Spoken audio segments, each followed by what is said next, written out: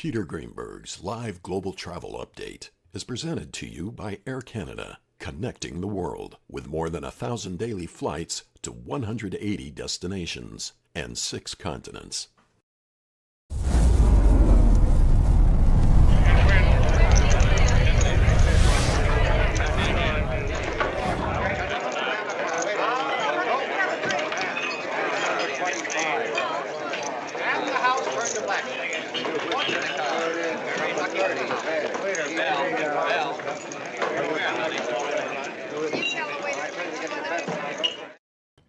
Hi, everybody. Peter Greenberg here. Welcome to the second Monday of August in 2025 and our global travel update coming to you from one of the boardrooms here at the Aria in Las Vegas, where I'm attending the annual Virtuoso Travel Week. Imagine 7,000 travel advisors, travel providers, CEOs of airlines, hotels, cruise ships, rental car companies, tour operators, all in the same building, talking about the present and the future of travel.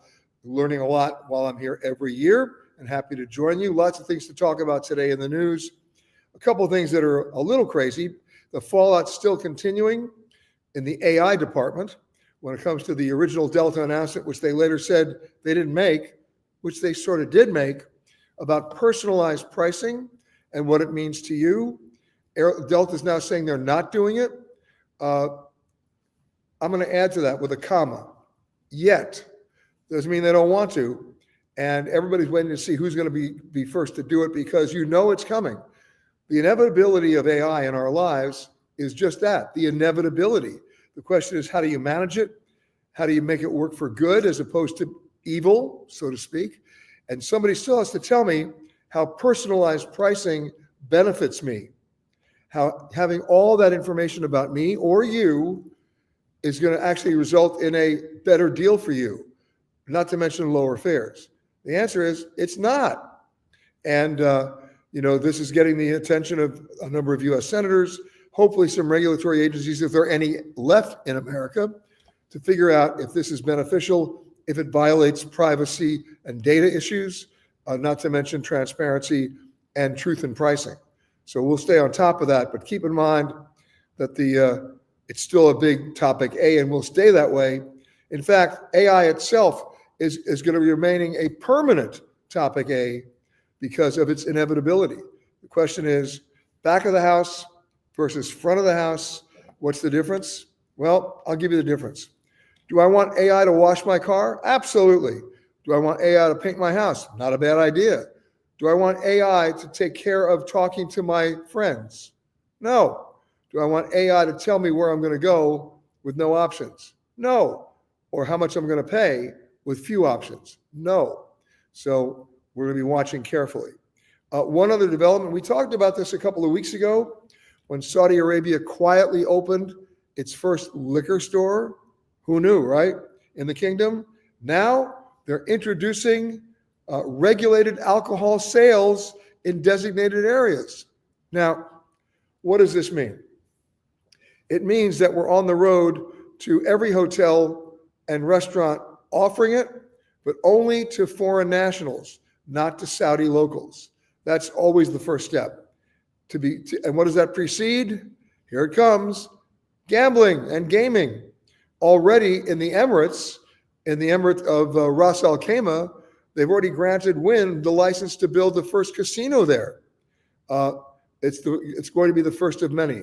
So things are changing rapidly in Saudi Arabia. I'll tell you an interesting story. This goes back a number of years. I was in Kuwait working on a story, and one of the sheikhs there said to me one day, "Oh, would you like to go out on a picnic?" Now, what was my definition of a picnic?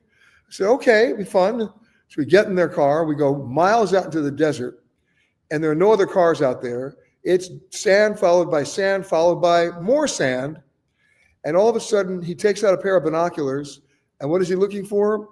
A little stick about, maybe 1,000 yards off the road with a small red banner on it. And he said, there it is. We get out of the car, we walk out into the desert. He's got a shovel, and what does he dig up? A case of Johnny Walker. That was their definition of picnic. It's the double standard that's been in that region for as long as I can remember. But now, with Saudi offering regulated alcohol sales and Ras Al Khaimah building the first casino, it's out in the open. We'll talk about that in the days, weeks, and months ahead. Okay, now a little bit look on the number of inbound travelers that continues to stay low.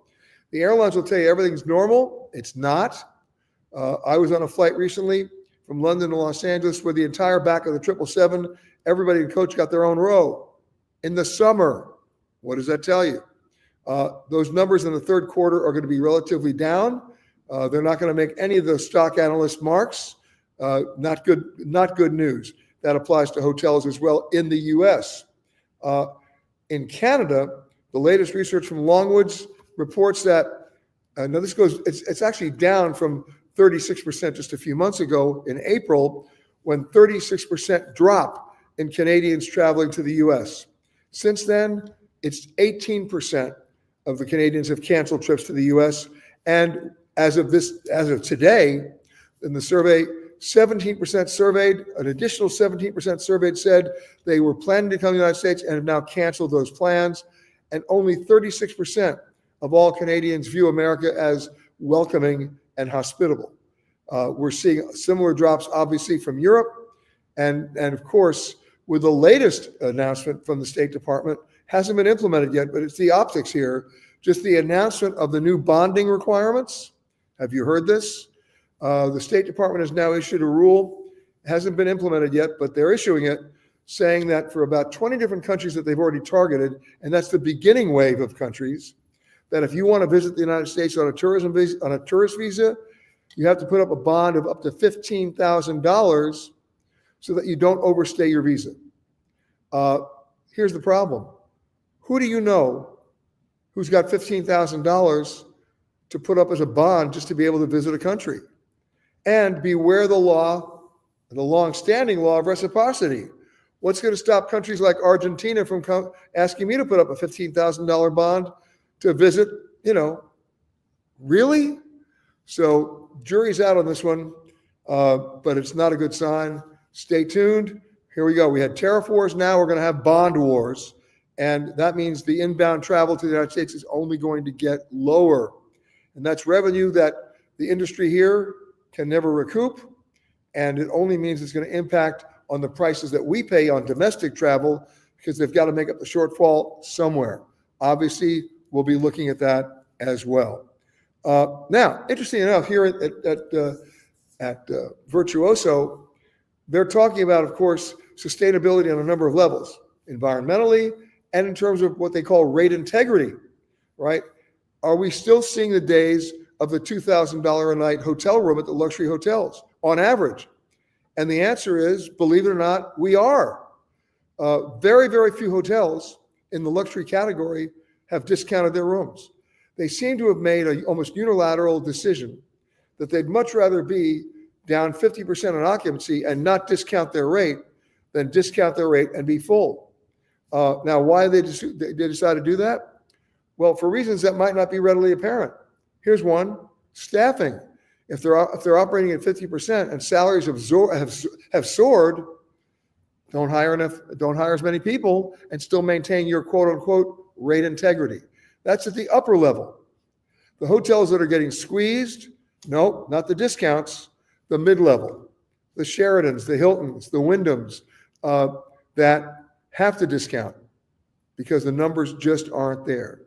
Now, at the lower end, the Four Points and the Hampton Inns, they're doing just fine because everybody knows what they're paying for and they know why they're going.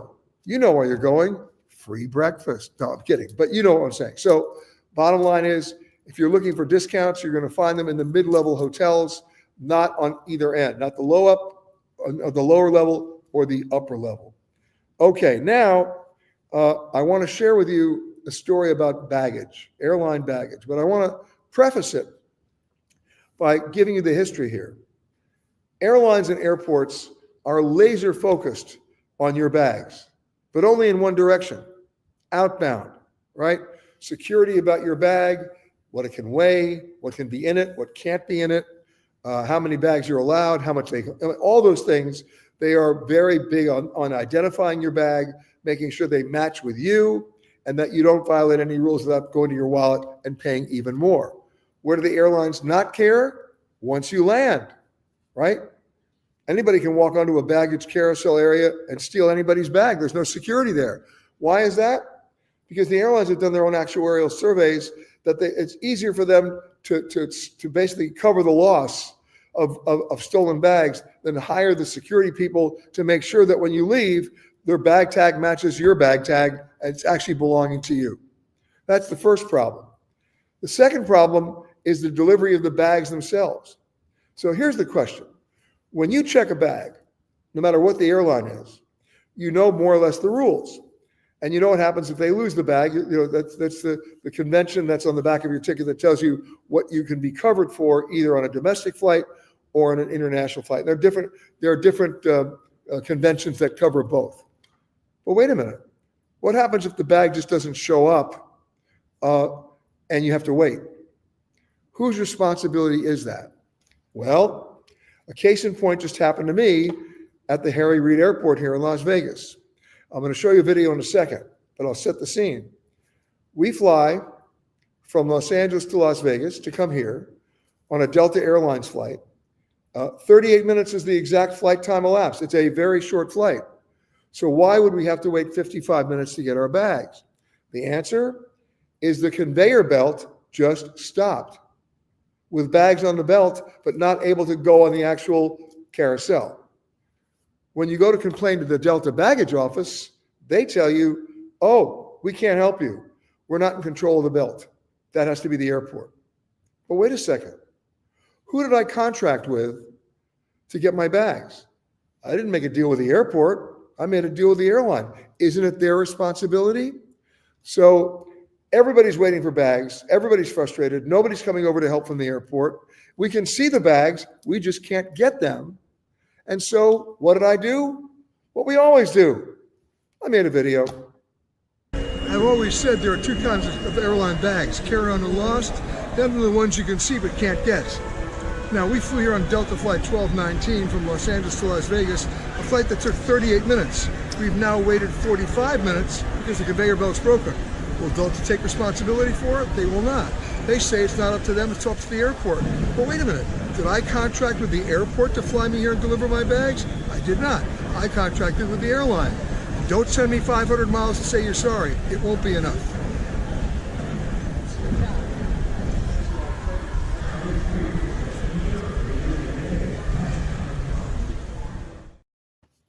And 55 minutes later, we got our bags. The point is, I haven't heard from Delta either. And if I did, you know they're going to send me 500 miles I can never redeem. This is ridiculous. All right, so if anybody's watching from Delta, I'm waiting to hear from you. It's your responsibility.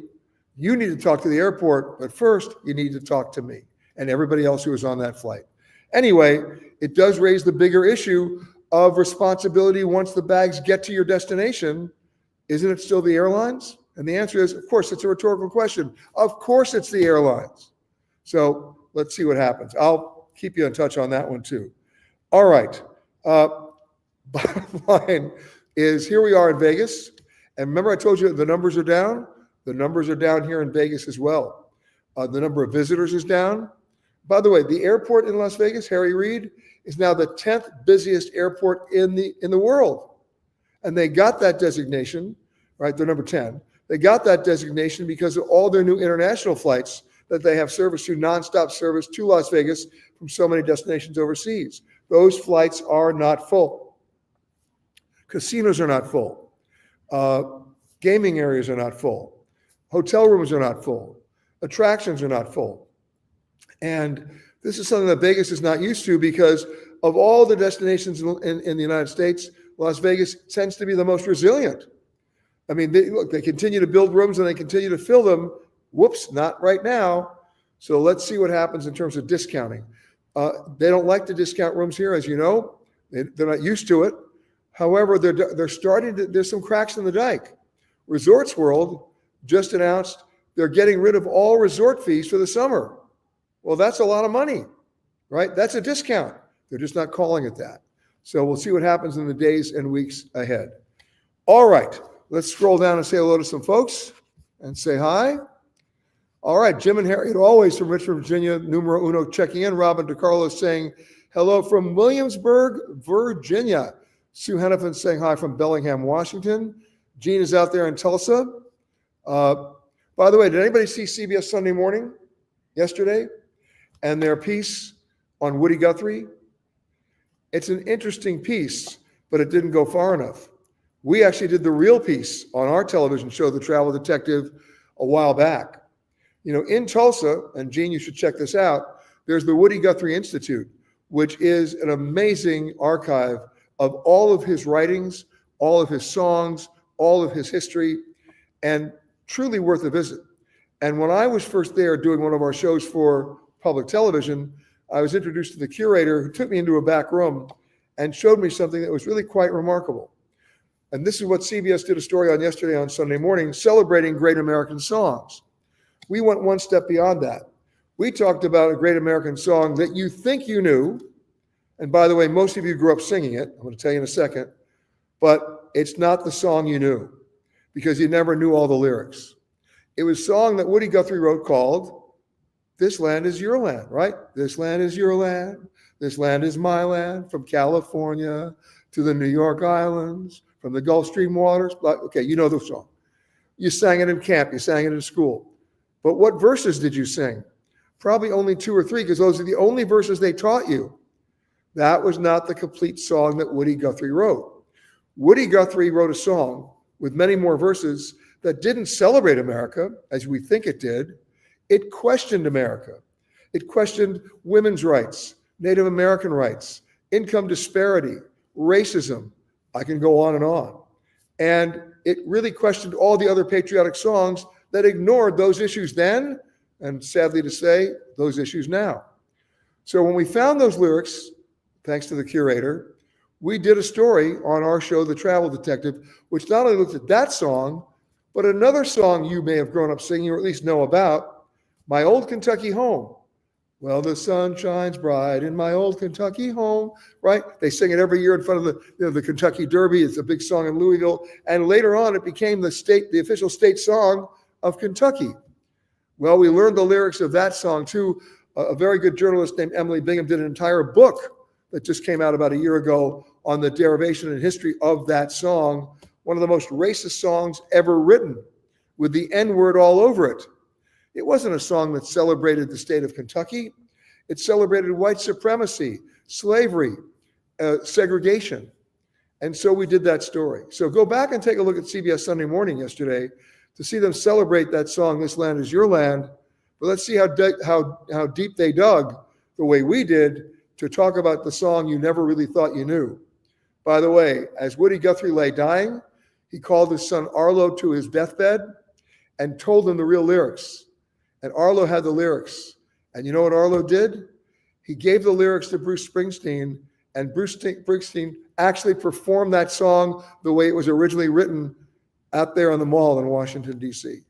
So history has a way of finally telling the truth about the derivation of some songs we thought we knew. Anyway, since Gene said hi from Tulsa, I thought I'd share that. Judy's saying hello from Scottsdale, where I think it's about 112 today. By the way, it's 108 here in Las Vegas. All right, Camilla's saying hi from Tucson, also hot today. Robin's saying, yes, Godspeed, Jim Lovell. You know, I had a chance to meet those astronauts, right? Armstrong and Lovell, and of course, and Buzz Aldrin. And Buzz Aldrin is still with us. Neil Armstrong died a few years ago, and Jim Lovell sadly passed away at the age of 97. Go back to July of 1969. Think about that. How many, more than 50 years ago, 56 years ago to be exact.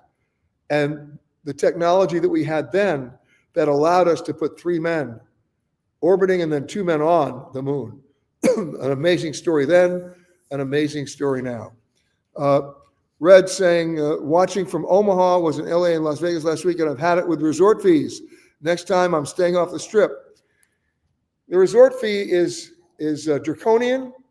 It is a problem. It is a tax dodge by every hotel and resort in the United States. It's an attempt to lower the taxes they have to pay on occupancy taxes in every municipality, just like the reason why airlines discount tickets but don't discount baggage fees, because they're taxed differently. They retain more of the money on a fee than they do on a fare. Same thing on hotel rates. They retain more of the money on a fee, as in resort fee, than they do on a room rate, which is taxed as up to 21% in some cities as an occupancy tax. I totally agree with you, Red.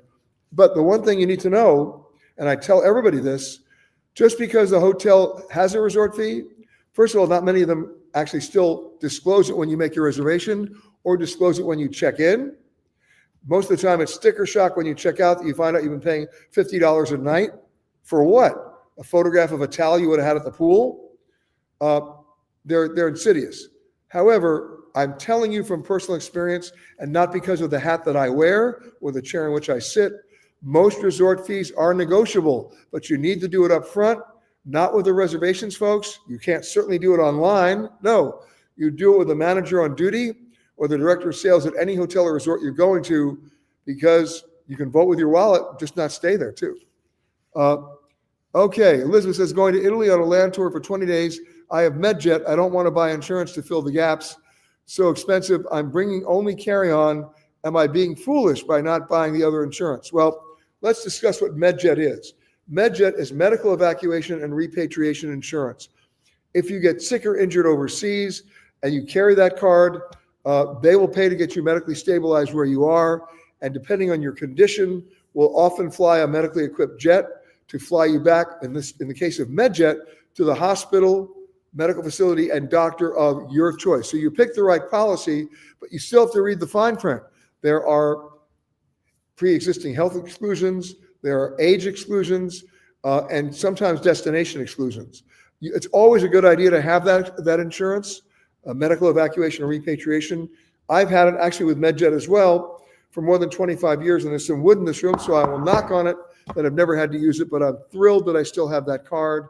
Keep in mind that when you go outside the United States, your own medical insurance almost always does not cover you. So double check with your own policy, and then go to a travel agent and buy the insurance from them so they can walk you through the hieroglyphics of the policy language so that you know what you're covered for, but most importantly, what you're not covered for, okay? All right. Oh, Jim liked my video. Thank you, Jim. Solana Beach says hello from Annette. Randy's saying hi from Ann Arbor. Gina is, happy Virtuoso week to you too, Gina. Patrick Cooney is saying good morning. I have no idea where he is today. Ian Levine is making me jealous. My buddy and fireman on Fire Island was telling me what a beautiful day it is on Fire Island today, and I am jealous, Ian. Thank you. Gail is saying, good to see you. Please give Andrea of IC Bellagio a special hug from me. I'm going to see Andrea momentarily, and I will do that, Gail. So thank you for that. A couple of other things. Of course, our radio show, Eye on Travel, airs every Saturday. Check your local listings. This week it's coming from, you ready? Come on, Anthony, tell me where it's coming from. He can't tell me. Anthony stayed up too late last night. Gail? Anthony, come on. That's right. It's coming up this Saturday from the, Anthony will be waking up soon, don't worry. It's coming from the Gale Hotel in Miami. You probably haven't heard about that hotel. It's not on the water, but it's where you want to be. I love hotels that are not crazy busy in terms of noise and activity.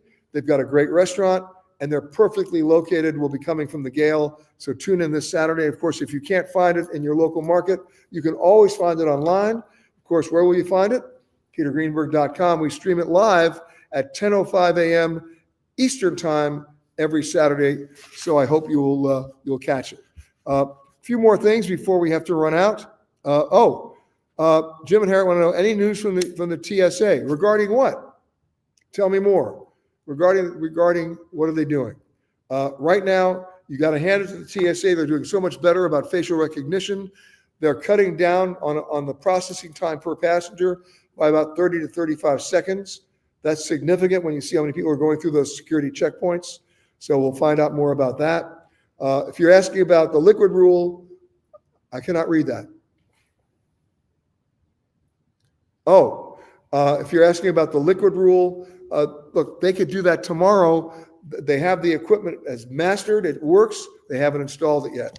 In the old days, that was like the last administration, the TSA was actually telling us that it was going to take until 2030 to install the new scanner machines that already have the capability of determining whether or not you're carrying liquid explosive or Diet Coke.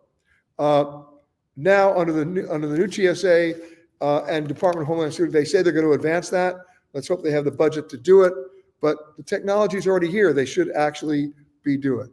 So there you have that. Oh, here's one from Rochelle who says, I'm a travel advisor, and the automatic staff gratuities that many UK European hotels are automatically adding can be adjusted with the hotels as well. We always advise our travelers to be aware.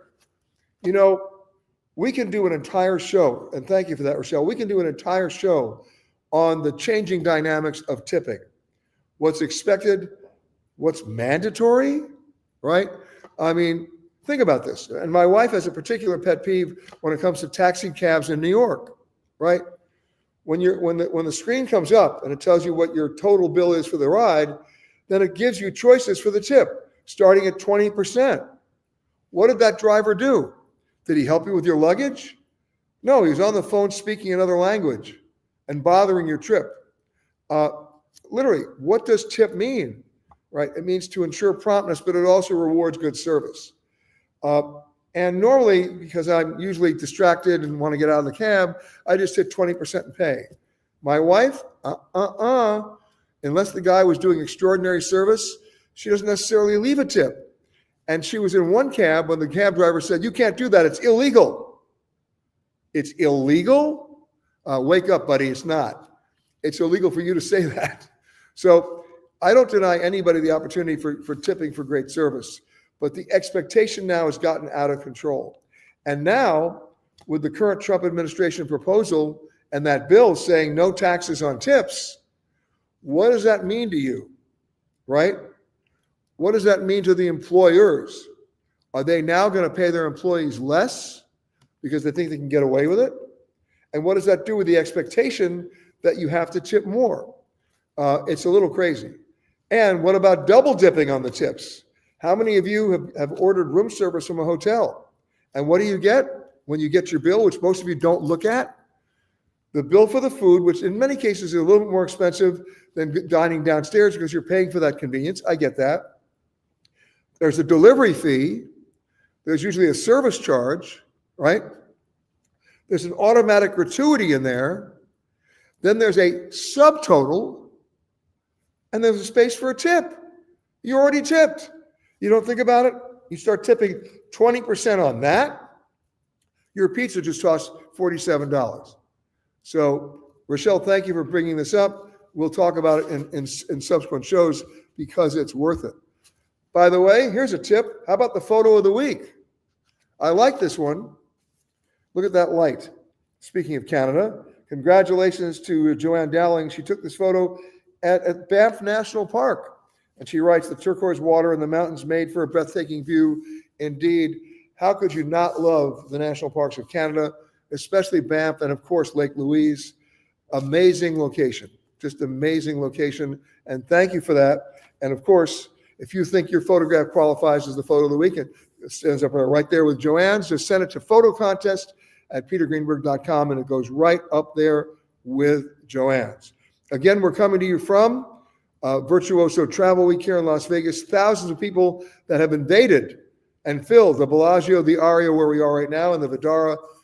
About 240,000 meetings happening over the next 4 days. I'll be in many of them to learn so I can share information with you. And just one more thing that you can find on our website, but I thought I'd share it with you just to kind of give you a little bit of levity today. They actually did a medical survey. They did research on why are you more gassy on planes? That's right. Why do you fart more? Go to our website. We'll show you the research and tell you what you need to do to be a little less gassy on a plane. Because remember, as we said in my high school days, he who smelt it dealt it. All right. Again, Check out your local listings for Travel Detective Season 10 airing now, also appearing on Amazon, Apple TV, and YouTube, and of course, PBS. And our radio show, Eye on Travel, on CBS, traveling all over the United States. We'll see you next week from another location as well. Airing this Saturday, of course, 10 a.m. to 1 p.m. Eastern Time. Check your local listings. Thanks to everybody here at Virtuoso for setting us up here in the boardroom. Happy rest of the week, guys. I know it's going to be a long one. Here it's going to be a hot one, but we'll see you next week with another global travel update, and have a great rest of the week, and be safe.